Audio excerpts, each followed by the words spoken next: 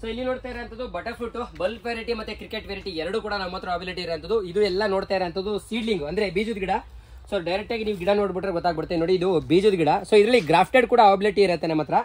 So grafted ನೋಡಿ ಈ ತರ ಇರುತ್ತೆ. ಸೊ ಗ್ರಾಫ್ಟೆಡ್ ವೆರೈಟಿಗೆ ಅಂತ ಬಂದ್ರೆ ನೋಡಿ ಈ ತರ ಸೀಡ್ಲಿಂಗ್ ಗಿಡಕ್ಕೆ ಗ್ರಾಫ್ಟಿಂಗ್ ಮಾಡಿರ್ತೀವಿ. ಗ್ರಾಫ್ಟಿಂಗ್ ಮಾಡಿ ನೋಡಿ ಆಲ್ರೆಡಿ 2 ರಿಂದ 3 ಇಕ್ಲ ಆಗಿರೋಂಥದ್ದು. ಸೊ ಇದು ಅರ್ಲಿಯೆಸ್ಟ್ ಆಗಿ ನಿಮಗೆ 2 ಇಯರ್ಸ್ಗೆ ಕ್ರಾಫ್ಟ್ ಬರೋಂಥದ್ದು. ಅದೇ ನೀವೇನಾದ್ರೂ ಸೀಡ್ಲಿಂಗ್ ಹೋದ್ರೆ 3 ರಿಂದ 4 ವರ್ಷ ಬೇಕಾಗುತ್ತೆ.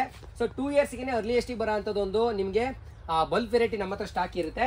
ಕ್ರಿಕೆಟ್ ವೆರೈಟಿ ಕೂಡ ನಮ್ಮ ಹತ್ರ ಅವೈಲಿಟಿ ಇರೋಂಥದ್ದು. ಸೊ ಇಲ್ಲಿ ನೋಡ್ತಾ ಇರಬಹುದು ಗಿಡ ತುಂಬಾನೇ ಹೆಲ್ದಿ ಆಗಿದೆ.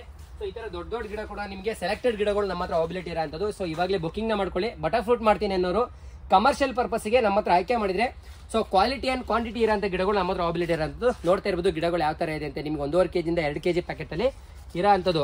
ಕೆಲವೊಂದು ಮಾತ್ರ ನಿಮಗೆ ಇನ್ನ ಎಲ್ಲ ಗಿಡಗಳು ನಿಮಗೆ 4 kg ಪ್ಯಾಕೆಟ್ ಅಲ್ಲಿ ಕೂಡ ಅವೈಲಿಟಿ ಇದೆ, 2 kg ಪ್ಯಾಕೆಟ್ ಅಲ್ಲಿ ಅವೈಲಿಟಿ ಇದೆ. ಸೊ ಈ ತರ ಗಿಡಗಳು ಇವತ್ತೇ ನೀವು ಬುಕಿಂಗ್ ನ ಮಾಡ್ಕೊಬಹುದು ಸ್ನೇಹಿತರೆ.